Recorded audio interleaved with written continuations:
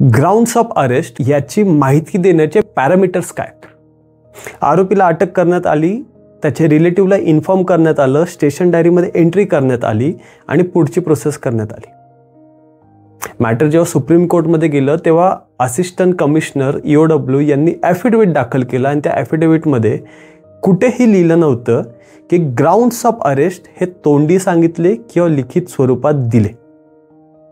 पण त्यांनीच दाखल केलेल्या रिप्लायमध्ये लिहिलं होतं की आम्ही आरोपीच्या पत्नीला फोन केल्यावर तिने तो ताबडतोब उचलला. त्याच्यानंतर आम्ही तिला सांगितलं की याला अटक करत आहोत हे सांगितल्यानंतर ती पोलीस स्टेशनला आली. आम्ही तिला ग्राउंड्स ऑफ अरेस्ट सांगितले.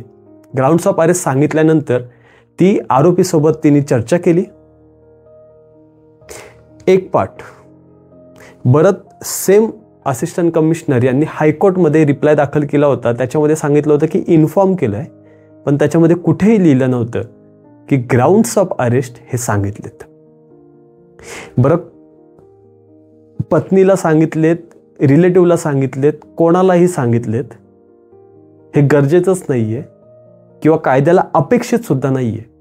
कारण ग्राउंड्स ऑफ अरेस्ट अटकेचे आधार हे लिखित स्वरूपात फक्त आरोपीला दिले गेले पाहिजेत आणि तेच बंधनकारक आहे. या केसमध्ये आरोपीची मुक्तता करण्यात आली आणि सेक्शन 91 प्रमाणे ट्रायल कोर्टाच्या सॅटिस्फॅक्शननुसार बॉन्ड फर्निश करायला सांगितलं.